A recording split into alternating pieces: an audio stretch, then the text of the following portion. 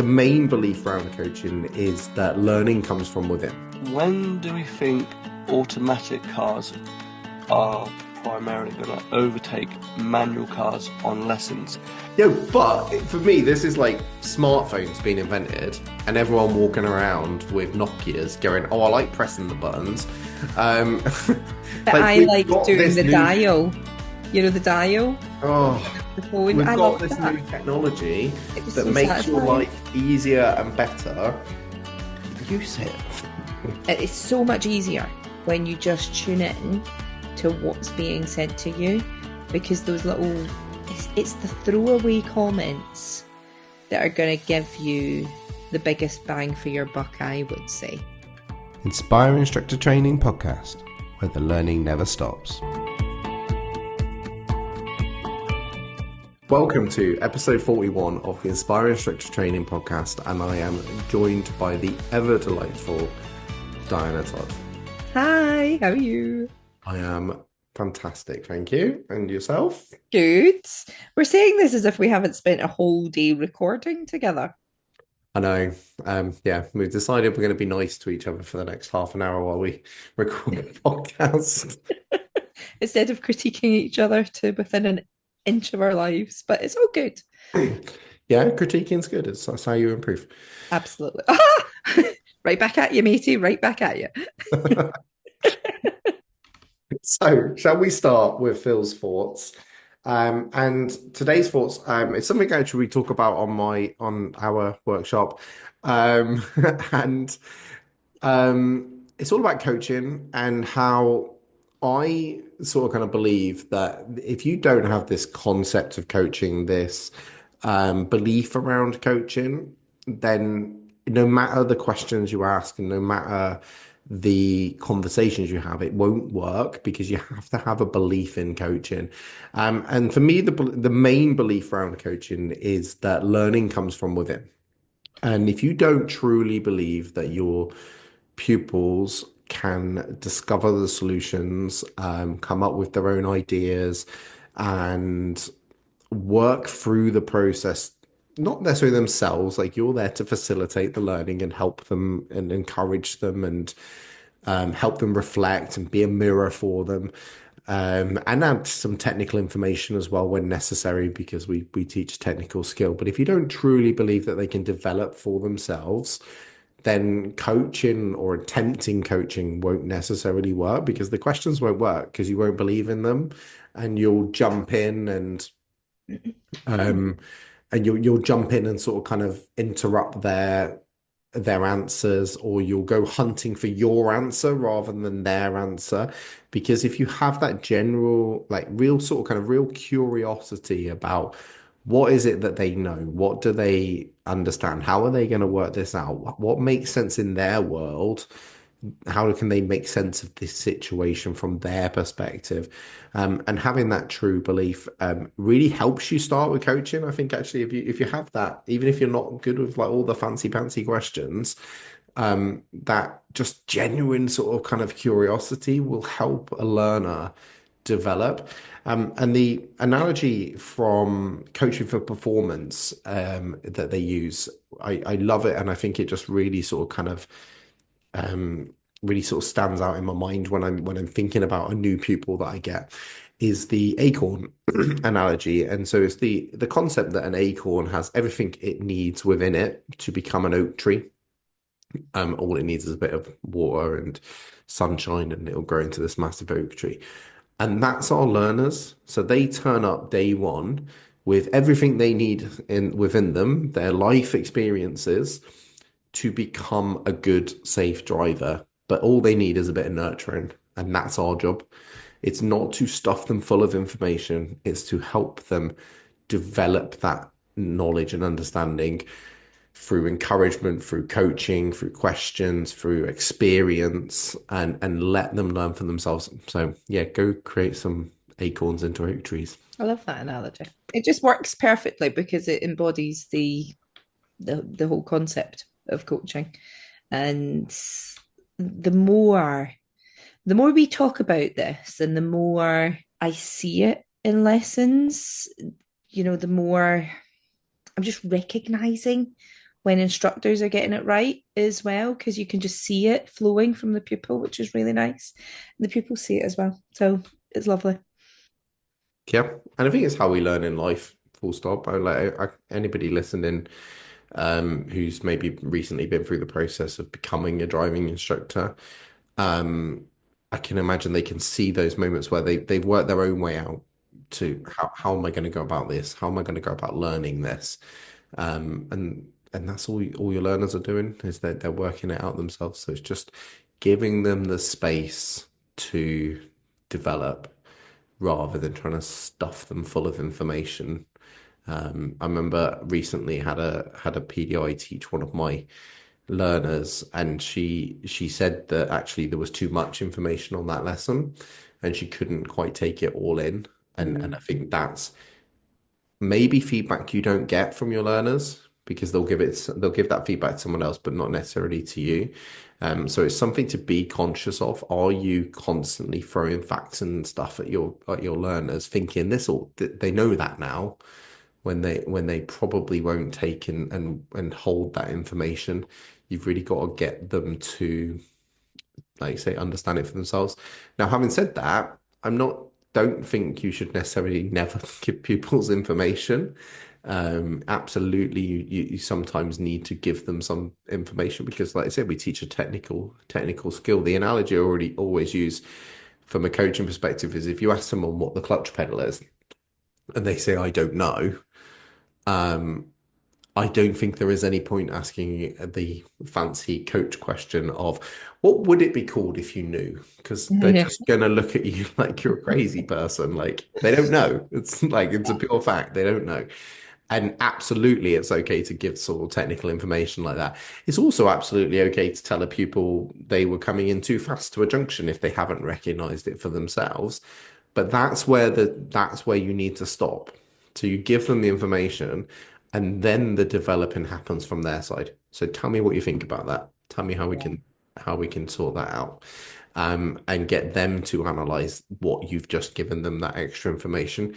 I think the issue that can sometimes happen is that you tell them they're going in too fast and it opens the floodgates of instructor world. And you come then flooding out with a whole another bunch of like, oh, we could try this, and you would go in here. Maybe you can go in second gear a little bit earlier, and there's like talking too much. And the poor people sat there going, oh, okay, and they've not necessarily learned. Anyway, shall we move on to Yes. our question for the week? So this question is from Bill Wilson, who is a local instructor to me, and nicely offered up this question for me when I asked him. When do we think automatic cars are primarily going to overtake manual cars on lessons? And are we seeing more new PDIs come straight into the auto/electric route as opposed to manual? So before we give our opinions on that, I am going to hit us with some stats to start with. So we have the stats here of how many pupils passed their test, what percentage of pupils passed their test in an automatic over the years. So back in 2012, 2013, it was 5.10%. By the time you got to 2017, 2018, it was 8%. So growing. And then last year, also 2022, 23 was basically 17%. Now that's growing, but also not just growing, it's growing faster as it goes.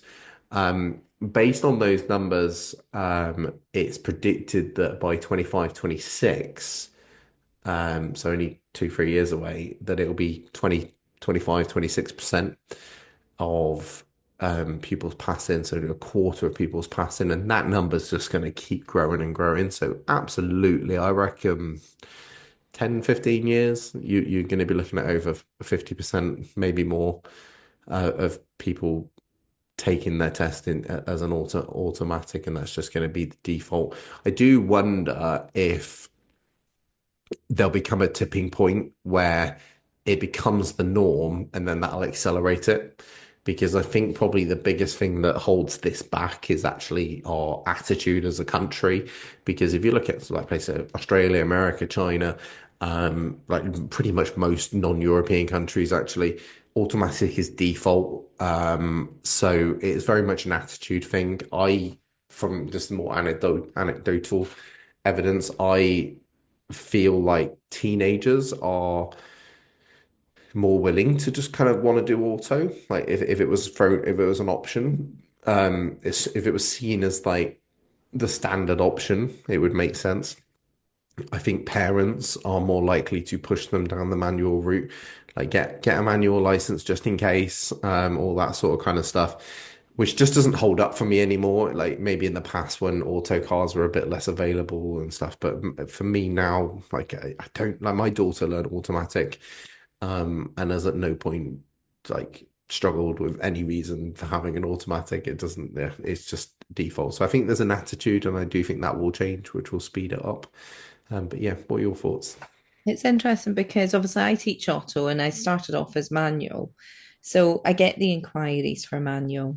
And the argument for manual, mostly from parents, not from learners inquiring, is but if she wants to borrow a car, I've never borrowed a car in my life, ever. It's just I've not done it. Other than, and this is the only caveat because it depends what the parents are currently driving, which plays a part in it as well. So you'll find that if they're driving an auto, then they might be more open to having that, unless it's I don't know, a Range Rover, whatever, like with one of those power cars. Um, they tend to be more open to the idea. And of course, there's a financial point of view as well. I don't necessarily think they see the bigger picture with that in terms of they see that a manual car is cheaper to buy in theory. And actually, in reality, the manual cars tend to still be a lot cheaper than the automatics. And, if it's going to be a family car and they start to use that, then that's fine. But that tends to be the stumbling block, the parents. And it's only when you have a conversation when you think, actually, you're going to cut out a chunk of lessons just based on the clutch and the gear work alone. So that in itself is going to save you money. As we know, the difference then beyond that is negligible because me and you are going to argue about this. I know we are. But for me, it's negligible because it's all awareness, anticipation, and planning, and what you're then going to do with your feet. Now, we always master that car control or try as much to master that car control before we start layering in those other skills. So, on that basis, it's much of a muchness beyond the clutch. I love how you're holding your tongue because we're being recorded. You'd have well shot me down for that statement. Oh no, I'm waiting. I'm just waiting. So Light of you. yeah, no, very, very. I was not doing very active listening there. I was waiting for my moment to Yeah. disagree with you. And I could tell. I don't come at this from a point of view of oh, I like manual. I drive auto. I've taught auto for years as well as taught manual for years. So I've done, but I don't believe that it is just a case of the first 10 hours you get better, it is easier because every time you approach a roundabout, every time you approach a dual carriageway, even country lanes, all of those skills, everything is easier because you don't have to do gear changes, you don't have to do clutch control, you don't have to think about that. So every step along the process is easier. And so therefore they then learn. Now we talked about this earlier randomly, and I think there's an element of when you're an auto instructor, you don't necessarily see it because the pupils you get, and this will change as those percentages go as well. The pupils you get at the moment are the ones that have either struggled or they're really anxious or they're learning the second time round in their like 40s. And So you're not seeing the benefit because they're struggling for other reasons. And so you do like I when I was teaching auto, I my hours that I spent with pupils was like double, treble what I would do with a manual. So it feels like it's taking longer and there's no benefit. But I think if you had the same pupil list as a manual instructor in an Yeah. auto car, your hours would be lower, your life would be easier, and you'd be loving it. Um, and that they would be loving it too. Yeah, I am going to give you that because, and I have actually in the last year, ironically, about 25%, to be honest with you, noticed that we have a slight shift in the inquiries that are coming through, and it is people that are thinking, I just don't see the point in learning manual now. So I've got 25% of my pupils at the moment, and you're right. And we have had this conversation, and from that perspective, it's easier. I think that my biggest sort of message, if you like, is as a driving instructor, don't think teaching auto is easy. I think that's my kind of Mm. biggest message. I would argue being an auto instructor in the current climate where you get the more difficult pupils is harder, way Yeah, harder. I'd agree. And I think that's probably where I'm coming from because everything just seems to take a little bit longer. I remember Lou saying this, and I never knew how far I agreed with it, but I it was an interesting concept that actually passing your part three was harder in an auto because it was harder to show learning over 40 minutes because your learning takes so long and like with your average auto pupil 40 minutes is a blip. um, Yeah. and so it was hard like because in a manual you can quite easily show some progress in clutch control or something like really and I get that you're dealing with the pupil and the thoughts and the minds and their emotions and all of that sort of kind of stuff, but sometimes that's harder to see in a 40-minute section. Hmm. And I think it is hard. Like, obviously, absolutely, you can go and pass in an auto. I've had plenty of PDIs pass who learn auto, and actually that goes back to the second half of Bill's question. Yes, I do think more PDIs are auto used to seem to be the thing that you would do after a few years, but I think PDIs are seeing it as just actually why not? In the same way, learners like this is the way forward. I might as well just start as an auto instructor, and I don't see any issue with that, um, because you Yeah. can filter your pupils and if you get pupils who you find are too challenging for your current level, then absolutely you can pass them on to a more experienced instructor if need be. But it is, yeah, I think it can be harder to show learning in to a certain extent. I think it depends on your forte as well, because actually I've always been about the whole digging deeper and getting to the root cause and stuff. So for me, it's that bit's easy. If I'm honest, I quite like that. But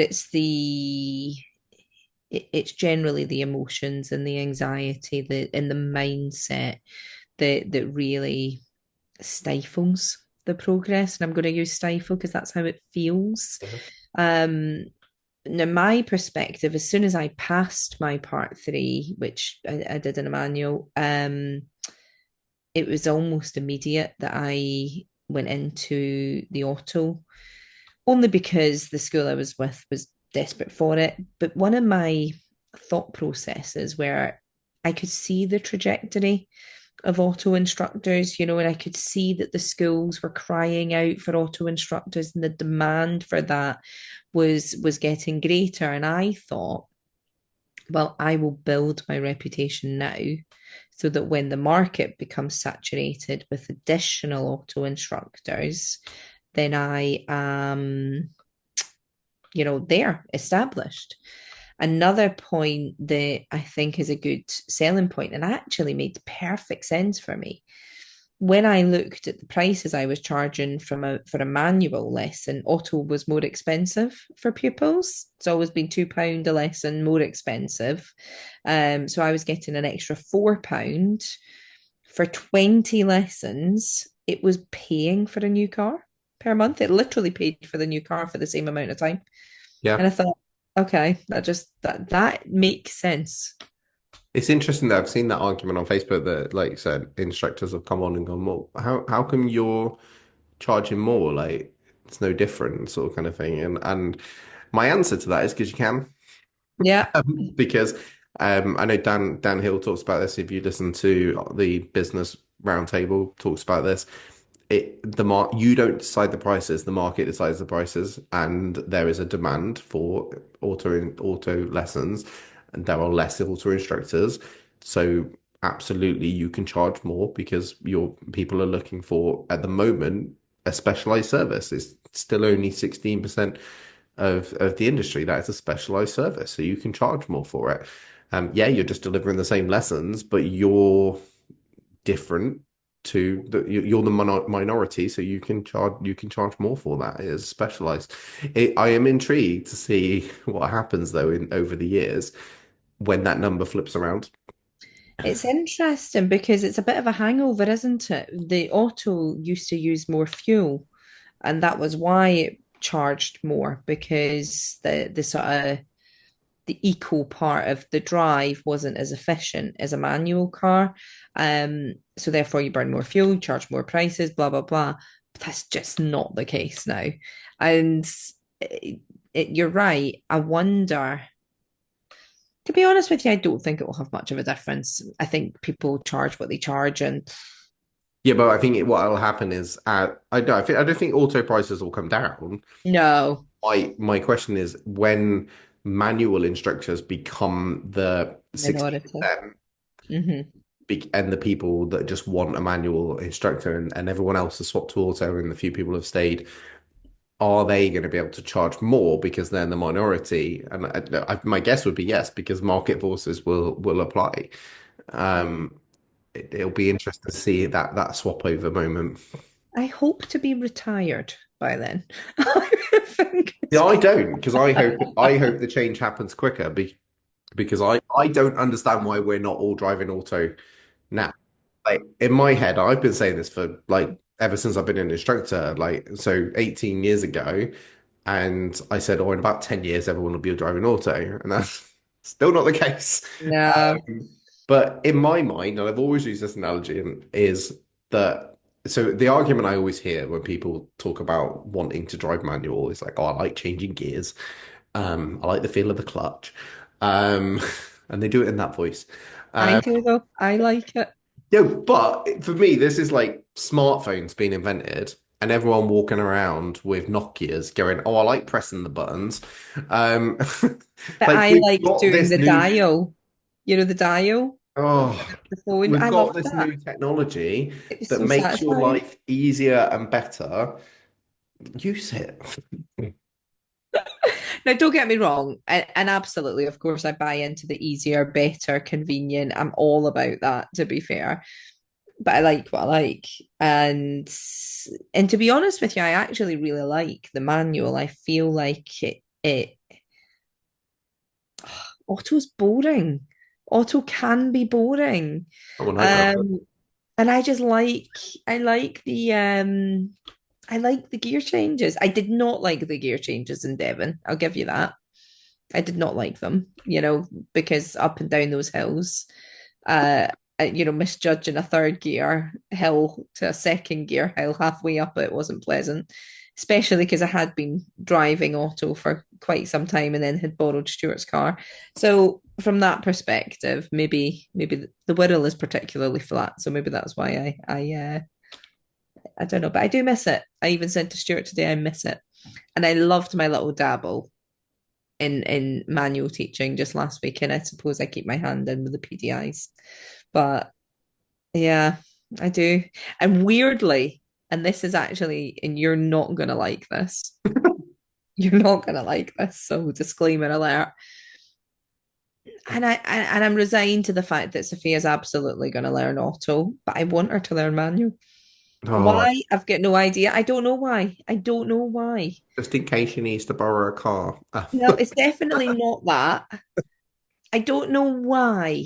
And maybe that's a question for another day, but Maybe from a skill novelty point of view. yeah. By the time she learns driver, hopefully it will be that case.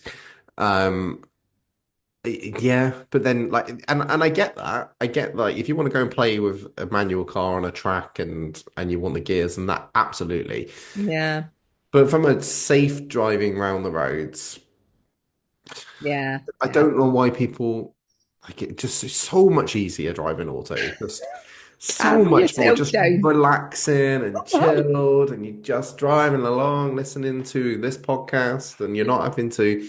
Like it really annoys me when I get in my wife's car and I have to change gears. Just every time I come up to a roundabout, I'm like, oh, not this again, second gear. This does my head in. That's hilarious. We are so different. Every time I chat, I think we are so totally different. Yeah, that's why we work so well. Yeah, I know. Right. Anyway, we've chatted way too long about automatics. Yeah, Hopefully, everyone's going to go out and start the auto revolution now. So absolutely. shall we move on to our story from Bill? Yeah, So, as driving instructors, we all love a little bit of meeting traffic. I think we'll all agree on that. So, here we are, we're on a lesson with a student, a young lady who's probably had 25 hours worth of lessons, and we're in a meeting traffic situation. Obstructions on our side of the road. There's a van coming towards us, so I'm holding back, I'm waiting. Silence is golden, and I'm watching. The car's coming closer, or the van's coming closer, and I say to the girl, what are we going to do about this van? No response. Van's getting a little bit closer. So I say again, what are we going to do about this van? Still no response. So I leaned over, I steered us into a safe spot, stopped her, dual controlled her, stopped, handbrake neutral, and I said to my student, so what were we thinking about with that van coming towards us? Give me an idea. And to my amazement, a little bit of food for thought here, my student responded with, I was thinking about what I was going to have on my pizza for tea tonight. Classic. Absolute classic. You know, my favorite part about that story is the statement that as driving instructors, we all love a bit of meat in traffic. I know. And you know what? I love that because I think everybody does have a favorite little topic. Yeah, I don't necessarily agree that everyone loves meat in traffic, I do quite but like it. I But do love yeah, meat in traffic. Yeah, I think maybe it's right. We do love a bit of meat in traffic, but I just love the concept that as driving instructors, we all love this sort of stuff. country roads is my bag, to be fair. I really love country roads. I love roundabouts. Yeah, I knew you were going to say roundabouts. That's not my. Yeah, it's okay. So that was clearly in a manual car. Imagine she was in an automatic. Should have been even more bored.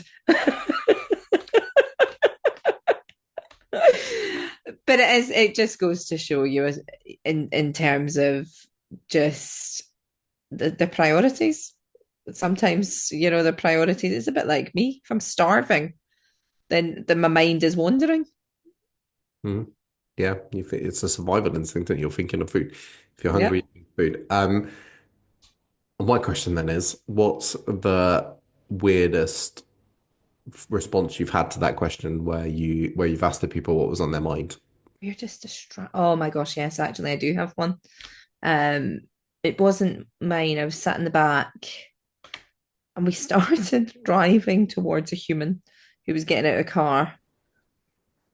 And when we pulled over, the PDI had sort of moved the car over and what have you. And I'd said to the pupil, I said, "Well, what was going on? What had your attention as we were passing that lady getting out of the car?" She went, "Did you see the pink slippers?" I went, "What?" She was like, "Did you see that woman across the road with the pink slippers and the dog?" I was like, "No." Because, of course, all my attention was on the human that we were hurtling towards. This pupil's attention was on the lady across the road, nowhere near us, no influence to us, nothing, no issue at all. And she was looking at the pink slippers. That's probably one of the most recent that I can think of. My favorite was relatively like about a year ago, and we were approaching a very difficult roundabout, like notorious in Newton Abbot. And on the approach to the roundabout, we're probably just at the point where you should start your MSPSL routine. So I'm watching for the mirror check, and the pupil just goes, "Look at those swans." Maybe not swans, but some bird. Geese. Geese. That's what I was looking for. Look at those geese, and just, but no, like I think your average pupil would be like, "Oh, geese," and then carry on. She like, and to be fair, she told me this. Like, once I get my mind on something, it's on it, and I'm focused, and this is it. And that was it. She was just like watching the geese as Oh we were my hurtling God. towards the roundabout. Now starting to veer sideways as well because her head is twisting and watching these geese, and I had to bring her back on to the focus on the road. But yeah, very much that was the way our lessons generally went because there was a geese or a dog or something to Yeah, cause a distraction, and the way her mind worked was once that's in her mind, that's her entire mind. She yeah, couldn't. It was a bit like your story about the people who couldn't focus on one car. yeah. So that was entertaining, but yeah, they do that. They just have moments where they're not thinking about the right things. Lou used to say the things that would affect your steering are the four F's. Do you remember? Yep. It was the fight. So you see the Argos fan and you're like, right, come on then, Argos fan, you lock onto it and you start steering towards it. Flight was you see the Argos fan and think, no, thank you. You start steering away from it. Food. So you see the McDonald's Big Tasty, which absolutely would turn my head. I love the Big Tasty. And let's say something you'd fancy. So I was sat here going, I wonder if she's going to say the fourth F. fancy. Something you fancy. Oh, yeah, that's definitely what it was. Yeah. And that is so true because I've seen that. Um, okay, moving on. So, so yeah, let's move on to Diana Digs Deeper. Perfect. Okay. So I was lucky enough to watch somebody's video recently, and in this little clip, they'd come to a roundabout, and the pupil stopped and said, I could have gone then went when there was a space, and the instructor said, you couldn't have gone then. And that was it. Now, to be fair to them, he did then continue that conversation once they were off the roundabout, and he said, "No, you didn't have a space then, because that car was still moving. We'd stopped, and we didn't have the space." But what I would have liked to have seen in that moment was absolutely, you can't go now, or you couldn't have gone then if the pupil is worried about that. So reassure them. But I'd have liked that instructor to have taken a little bit more time to dig deeper. And I'd have said, tell me why. Tell me why I'm suggesting that it wasn't a good opportunity. And I'd probably get them to unload on me on all the things because you've given them the answer. Now extract that information. But I'd also then suggest different scenarios. So, why is it that when we were approaching that roundabout, that we didn't have that gap? What was going on in that moment? So, I'd be asking them to analyze that situation. What would you do if it was a sports car that was emerging from the right? What if it was a bus or a lorry or a van or something like that? So I'd get them to explore all the different situations. In terms of your approach speed, what gear were you in as you approached? Well, I was on first, okay. What would the gap needed be? Oh, I could word that better. What would happen to the size of gap you would need if you were approaching in second gear and you could see? So again, I would have just liked to exploit that little bit more, that one opportunity. because what the pupil heard was, you couldn't have gone then. It was a good choice, but there was no real deep understanding as to why.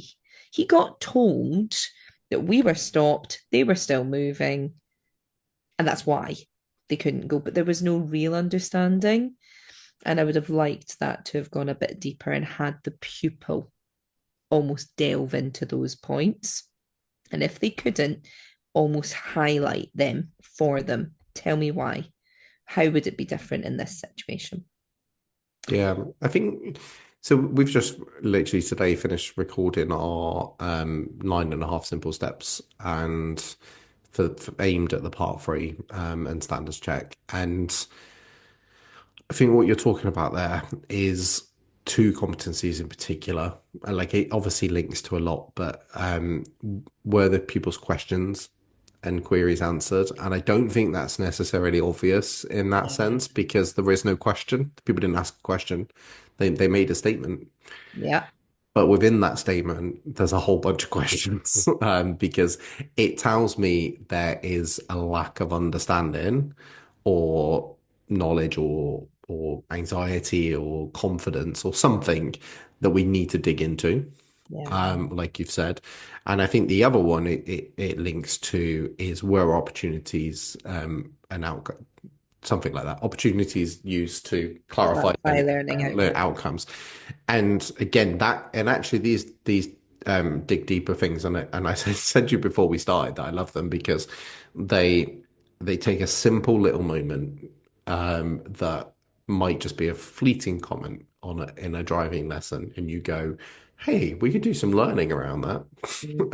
And that's all it is. Like you can ask, like you listed a whole bunch of questions there, and I think other people would use different questions or different, maybe pull over, get a diagram or whatever, and have a different conversation. That how you get there is not the point. It's the mindset of going, oh, we could learn some more there. That'll be quite good.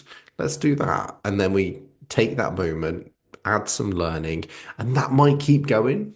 So like you might then take it to the next level, and you might make it the whole lesson, like learning about all these judgment things and whatever, just from that one little moment. And I love those moments where something like that happens, whether it's a question or a statement or a twitch of the foot.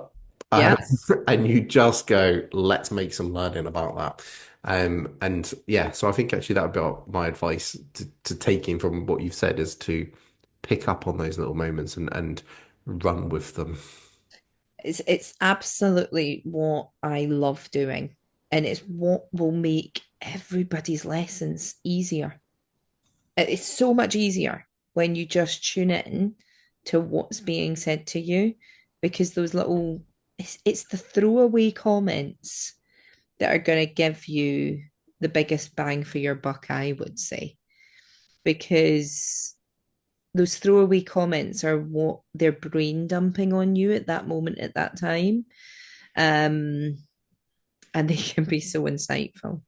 And that was one of those lovely opportunities as well, and that ran throughout the whole lesson, which was such a shame. But it was such a lovely lesson, but just lacked those 2 competencies, just that little stretch further. And I do believe if we had done that with even just a couple of the opportunities, then that lesson would have gone from a fail potentially to a grade A. That's how good the lesson was. And the only difference was the digging deeper. That was it. It was interesting. And I have asked this person to record another lesson, so hopefully we can put it on our mentorship and see if we can use it. Brilliant. So shall we wrap up? Perfect. Thank you so much. For those of you that have enjoyed listening to us, we hope that we've inspired you to be the best instructors that you can be, and we will look forward to catching up with you next time. Bye. Bye. Inspire Instructor Training Podcast, where the learning never stops.